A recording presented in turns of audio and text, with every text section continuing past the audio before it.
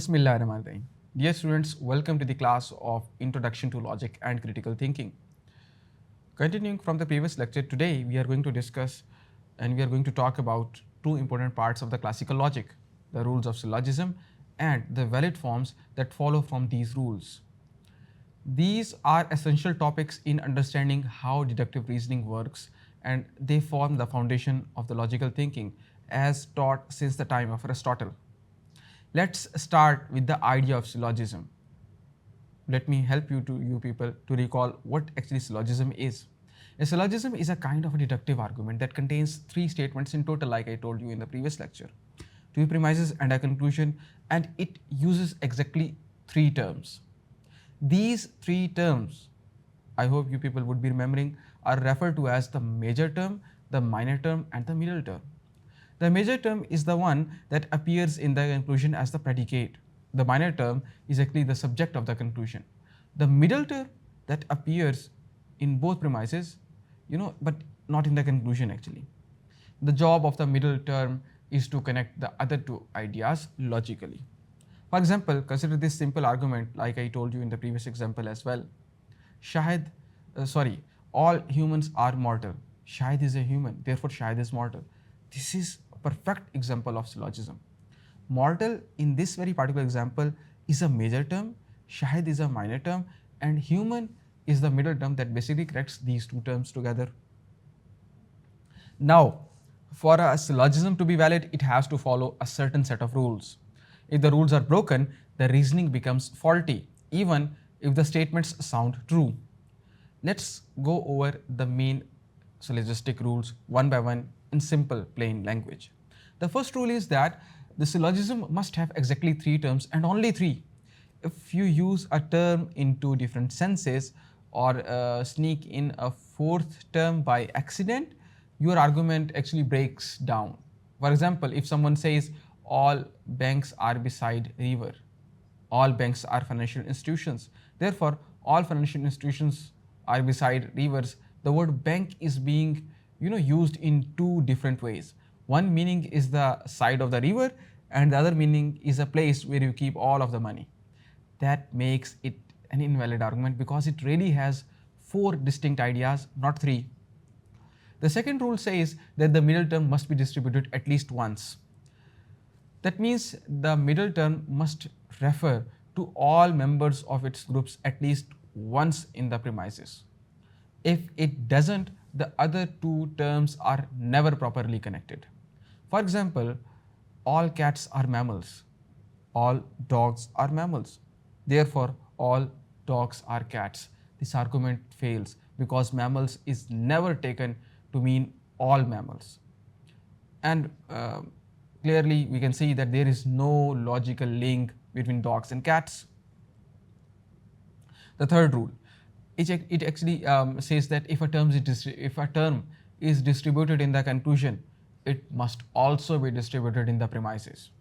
If not, you are claiming too much in your conclusion.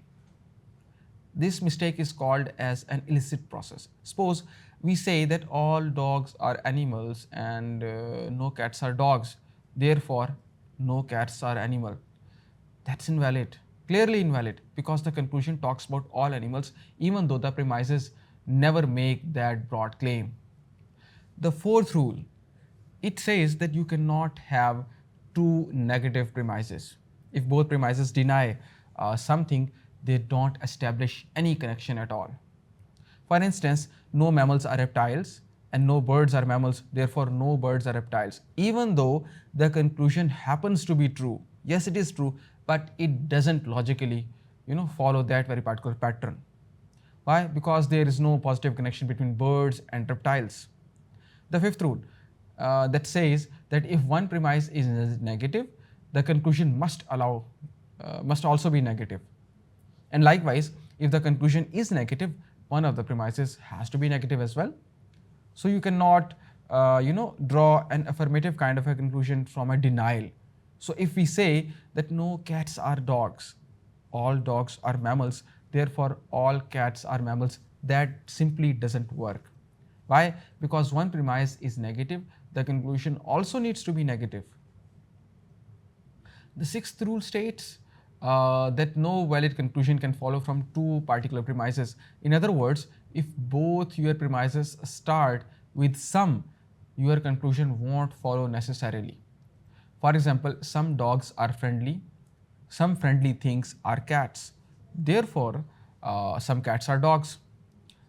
That sounds okay at first, but it is invalid in real. Both premises are too limited, too short to support a definite kind of a conclusion in that very particular scenario. So, dear students, these are some of the main syllogistic rules, and they tell us how the terms and statements must be arranged if we want our reasoning to be valid. When we break one of these rules, we commit a logical, a syllogistic fallacy actually. Now let's look briefly at some of these fallacies. When you use a word in two different senses, we commit a fallacy in four different terms. When the middle term never connects the other two ideas properly, we have the undistributed middle. I'm going to repeat it. These are some critical and interesting concepts. When the middle term never connects the other two ideas properly, the major term and the minor term, we have the undistributed middle.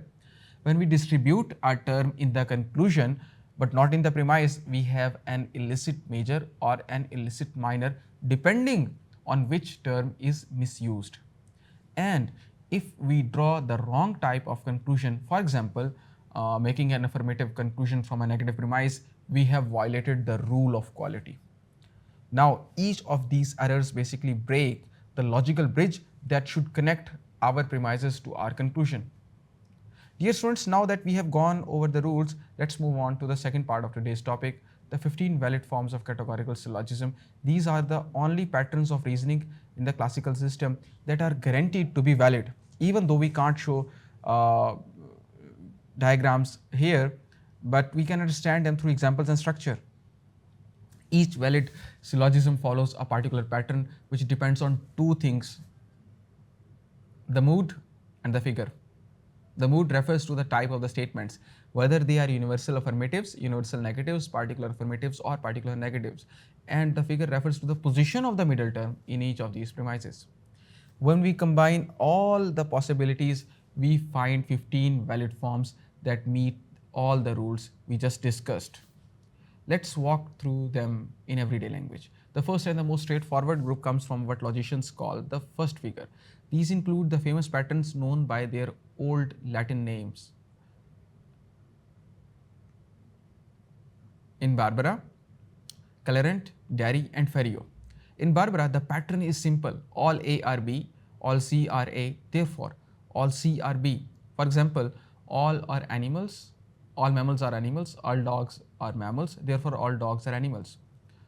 In Colorant, we get no A are B, all C are A, therefore no C are B. For instance, no reptiles are warm-blooded, all snakes are reptiles, therefore no snakes are warm-blooded. In Darry, the pattern is different, that is all A are B, some C are A, therefore some C are B. For example, all birds have feathers, some pets are birds, therefore some pets have feathers. And in the fourth case, that is the Ferriot, no A are B and some C are A. So you see, at first we have the universal negative E, that is no A are B, and then we have the I proposition particular affirmative, that is some C are A, therefore some C are not B.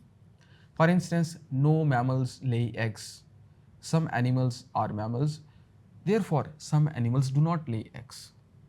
These four are the most natural and direct forms of reasoning.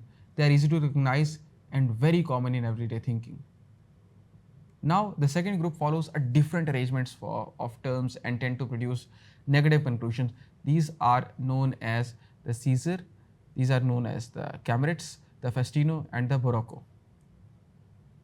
In the case of the Caesar, we have no B are A, all C are A, therefore no C are B. For example, no cars are bicycles and all sedans are cars, therefore no sedans are bicycles.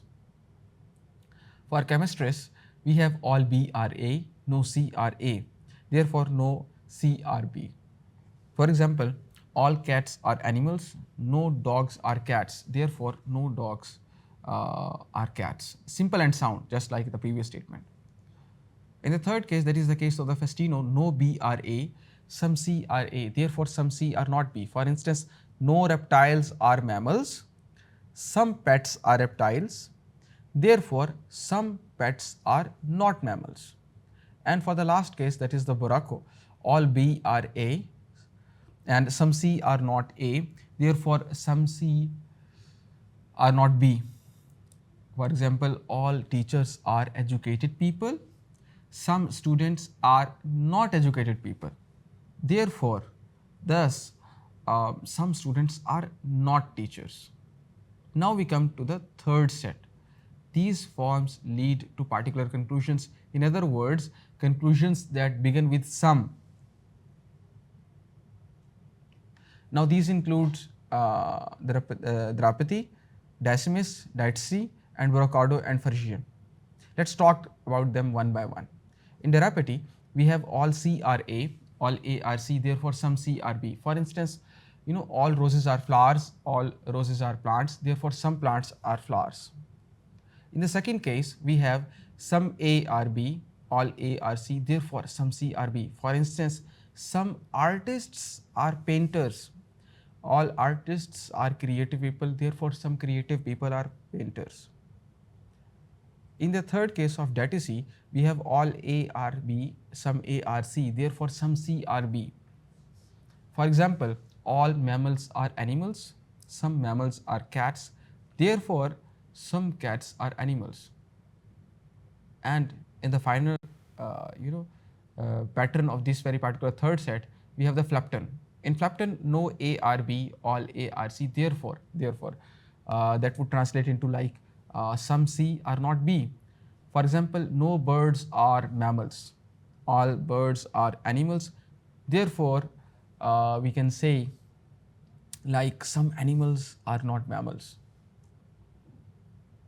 In Bocardo, we have some A are not B, all A are C, therefore some C are not B. For instance, some fruits are not sweet, all fruits are plant, therefore some plants are not sweet. And finally, the last one, in Farisian, all A are B, some A are C, therefore some C happens to not to be B. We can say it like otherwise like some C are not B. For example, no fish are mammals, some fish are pets, therefore some pets are not mammals. Dear students, altogether these all forms that we discussed are only valid ways to construct categorical syllogism using three terms. Every other pattern you might try will break one of the rules that we have discussed. Now, why do we study all of this? The question must be popping up in your mind. आप सोच रहे होंगे कि हम इन्हें क्यों पढ़ते हैं? The reason is that logic at its heart is about the form. It's not about whether the statements are true in the real world, but whether the conclusion must follow from the premises. Is it following or not? If a syllogism has a valid form and the premises are true, then the conclusion has to be true as well. That's what makes deductive reasoning so powerful. And understanding these kind of syllogistic rules and valid forms basically gives us the mental framework for testing arguments in our everyday life. And not only this, it also trains us to recognize when people use words inconsistently, when they jump to the conclusion, or when they make claims that go beyond the evidence they have provided. So as we wrap up, remember the rules of the syllogistic reasoning protect the structure of your argument. The valid forms that we have discussed in today's lecture show you the patterns that always work. And when you understand, all of these, you can evaluate argument not by how persuasive they sound, but whether they truly hold up under logical scrutiny or not. The beauty of logic is that it gives you confidence. It gives us confidence in our reasoning. When we know that our argument follows a valid pattern and our premises are true, then our conclusion is guaranteed. That's the power of a sound syllogism, and it brings clarity, precision, and certainty to our thinking. And that's why even after more than 2000 years, the study of syllogism remains one of the most valuable tools for critical thinkers. Thank you.